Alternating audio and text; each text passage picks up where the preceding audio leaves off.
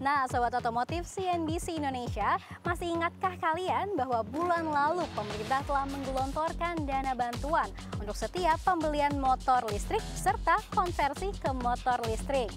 Ya, dan telah sebulan hal ini ditetapkan, lantas apakah tepat sasaran dan apa saja kendalanya? Mari kita simak bersama.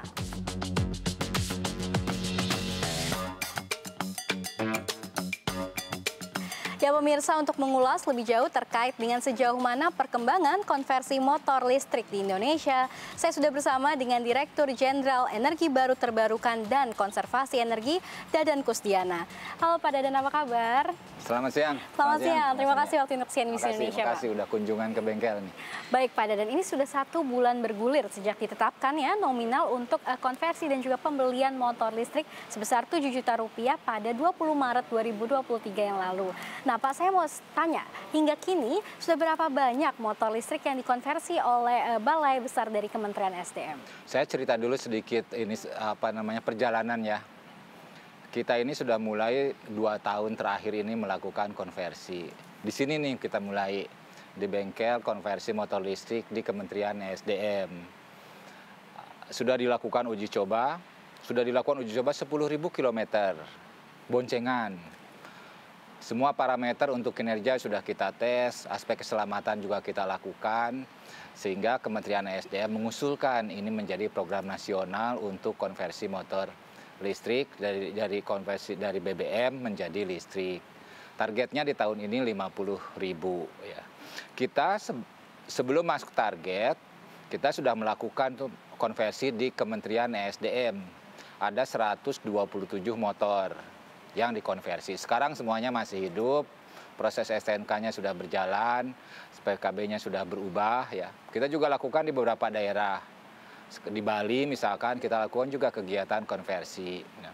Nah sekarang dengan kebijakan pemerintah memberikan insentif yang Rp7 juta, kita sudah melakukan persiapan sebetulnya sejak bulan Februari ya. Anggarannya sudah siap di pertengahan April kemarin ya, jadi kita sekarang lagi menyiapkan seluruhnya, terutama dari sisi kesiapan, dari sisi sosialisasi kepada masyarakat, dan juga dari kesiapan sarana dan prasarana bengkel untuk konversinya. Nah kalau ditanya sudah seberapa banyak Pak? Targetnya memang 50.000 di 2023. Sekarang yang sudah masuk itu 160 pemohon ya.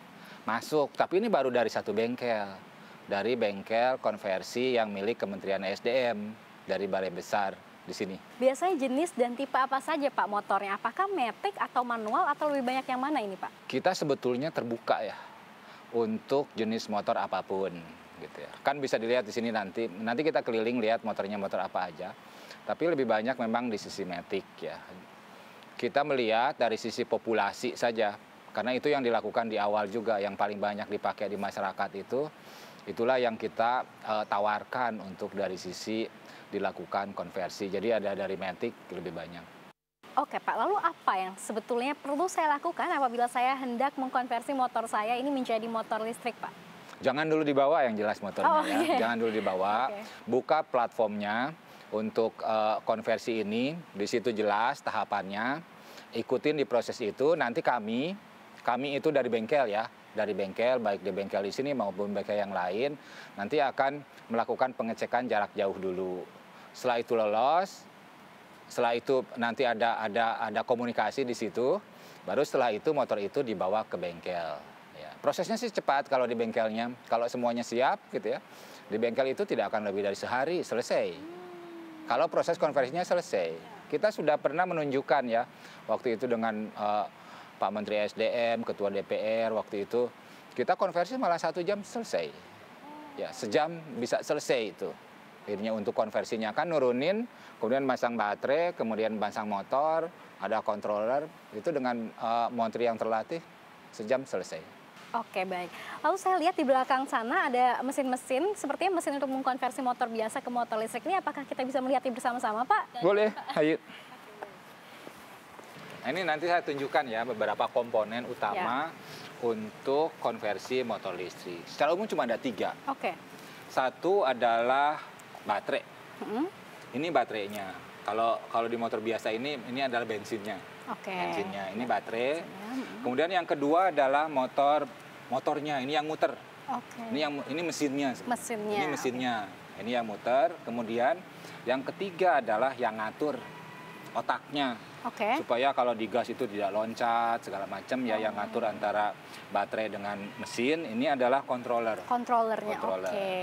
Nah, untuk yang ini controller dan motor BLDC ini produksinya sebagian besar sudah lokal. Oke. Yang ini ya. Jadi yang ini sudah kita dorong selama 1 sampai 2 tahun ini supaya ada produksi di dalam negeri. Yang memang kita masih mengimpor adalah baterai. Baterai, Yang oke. ini yang baterai, dan ini merupakan komponen yang termahal. Oke. Baterai. Yang lainnya ini pendukung. Ini untuk untuk pemegangnya nanti. Jadi motornya supaya kuat terpegang. Ini ada jenis pemegangnya. Yang lainnya ini ada untuk ngecasnya ya. Ngecasnya, oke. Untuk ngecas. Yang lainnya biasalah, ini untuk pengganti gas, kan gasnya jadi berubah. Ya. Oke. Berarti komponen utama ini selain baterai memang sudah dibuat di Indonesia begitu ya Pak? Ya, sebagian besar sudah di kita. Sebagian besar oke. sudah di kita.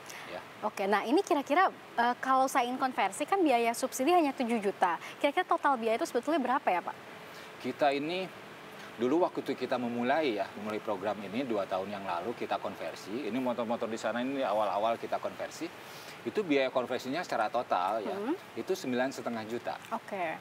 Itu 2 tahun yang lalu. Sekarang dengan diluncurnya program ini, baterainya ini makin sekarang mungkin karena market ya di dunia, baterainya ini agak mahal sekarang. Sehingga secara total per sekarang angkanya itu di angka 15 sampai 17 juta ya. 15 sampai 17 juta untuk satu motor termasuk baterai ya. Oke. Jadi kalau dari ada insentif 7 juta untuk 15, berarti masyarakat itu 8 juta. 8 juta. Mahal atau murah?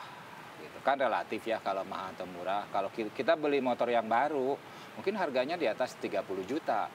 Untuk kelas yang motor penggeraknya sebesar ini ya, juga baterainya juga lebih besar. Oke. Ya, jadi di angka itulah kira-kira per sekarang. Oke. Kita mentargetkan, karena nanti dengan makin banyaknya masyarakat melakukan konversi, ini biaya ini akan semakin turun. Kan makin banyak, otomatis insya Allah nanti biayanya akan semakin turun. Termasuk kalau baterai ini juga bisa dikelola pengadaannya, apalagi nanti bisa diproduksi di dalam negeri. Baik Pak, jadi tadi kira-kira dengan masyarakat mengeluarkan biaya sebesar kurang lebih 8 juta rupiah, itu sudah dapat semua komponen ini begitu ya Pak? Memang sudah dirakit secara termasuk langsung. Nanti itu STNK-nya sudah ganti. Oke. Ya, STNK sudah ganti. Dan sekarang kami komunikasi dengan Kepolisian Republik Indonesia, dengan Kementerian Perhubungan ya. Jadi kita masyarakat tidak perlu khawatir. Kalau sudah dikonversi Pak, STNK-nya belum berubah, itu boleh nggak dipakai? Boleh. Boleh, jadi boleh dipakai sampai umur STNK itu habis. Setelah itu harus disesuaikan. Ya, jadi sudah ada keringanan dari sisi peraturannya. Ya. Baik Pak, lalu apabila masyarakat kecil ini nanti merasa 8 juta rupiah masih terlalu berat, apakah ada metode pembiayaan seperti cicilan atau kredit Pak? Dan adakah kerjasama dengan lembaga pembiayaan? Kita sudah menyiapkan sebetulnya hal tersebut. Tapi sebagai gambaran, kalau kita melakukan konversi, kita sudah melakukan survei, kira-kira masyarakat yang punya motor itu bisa menghemat BBM-nya berapa, bisa menghemat biaya untuk BBM-nya berapa. Kan ini lebih murah dari sisi biaya listriknya ya.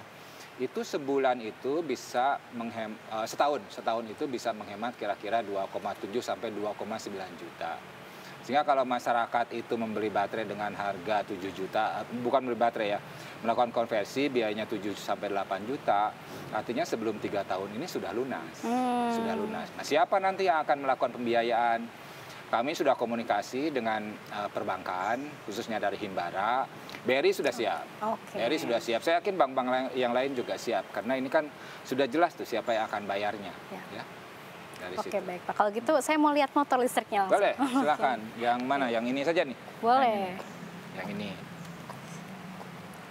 Baik. Mungkin bisa diceritakan ke kami Pak, bagaimana nih awalnya? Ini salah satu tanda ya, bahwa ini sudah dikonversi. Ya. Ininya biru. Oke, platnya. Ininya biru, jadi berarti STNK-nya sudah diganti. Ini menjadi di STNK-nya itu motor listrik. Nah, yang kita lakukan konversi tidak kelihatan kan kalau dari sini. Iya. karena bentuknya kan sama saja ya. Tapi kalau ngelihat di bawah, di mesin, ini di sini sekarang baterai.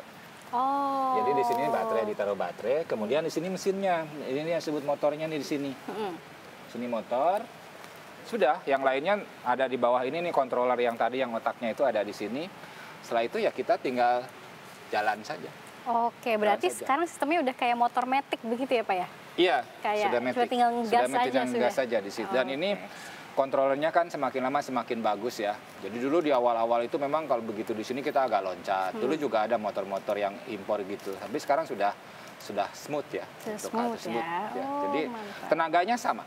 Jadi nggak usah khawatir, Pak nanti nggak kuat nanjak. Ini sama. Ini sudah diperhitungkan ya dari sisi tenaga dari motornya ini. Oke, untuk jarak tempuhnya berapa sih Pak?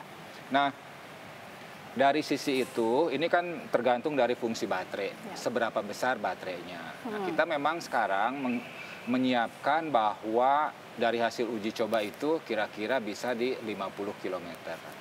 Setelah 50 harus diisi lagi listriknya, gitu. Seberapa lama ngisi listriknya? Dari pengalaman saya itu sekitar 3-4 jam, ya bisa diisi di situ. Ya. Kan tadi udah dilihat tuh ada untuk kabel casnya. Biasa aja seperti kita ngecas yang lain ya, dicolokin, di sini dicolokin.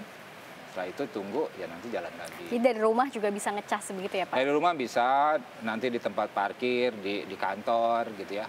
Itu bisa. Bisa di mana-mana. Kan tidak perlu ngecas dalam arti sampai penuh, sampai habis baru dicas. Begitu ada kesempatan, ya dicas saja di situ. Oke, jadi bisa kapan aja sebetulnya bisa kapan aja, bisa kapan aja. Oke, baik. Nah Pak, setelah sudah dikonversi, apakah sudah siap jalan atau harus menunggu apa, misalnya sertifikasi atau diuji coba lagi atau bagaimana Pak?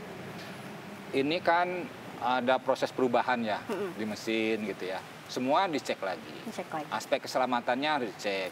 Aspek kinerjanya juga di bengkel pasti kita cek gitu ya untuk hal tersebut. Tapi terutama di Kementerian Perhubungan, nanti ada SUT, sertifikat uji tipe, dilakukan pengecekan di sana, dicek ulang gitu ya. Kita lagi berkoordinasi juga dengan Kemhub, supaya pengecekannya itu tidak seperti motor baru gitu ya. Ini kan motor lama yang beberapa hal misalkan speedometernya mungkin sudah tidak pas lagi gitu ya.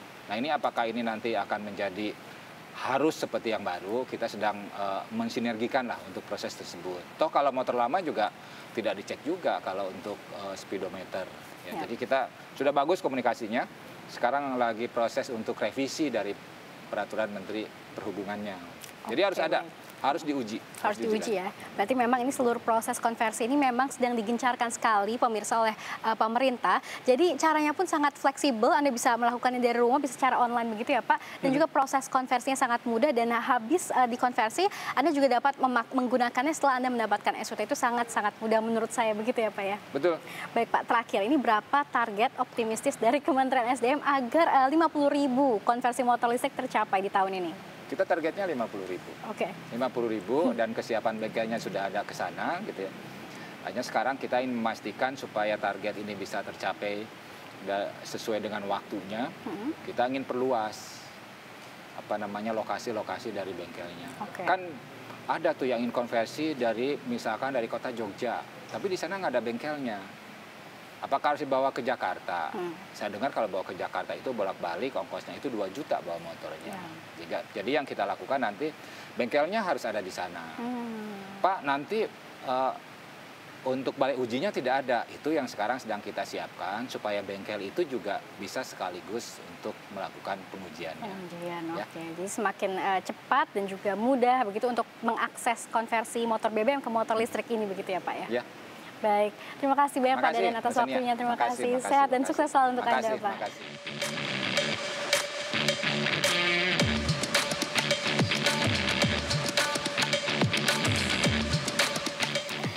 Ya, Sobat Otomotif CNBC Indonesia, berdasarkan hasil wawancara tadi ternyata diketahui baru ada sekitar 160 orang atau 160 kendaraan yang telah memohonkan untuk dikonversi dari motor berbahan bakar minyak menjadi motor listrik.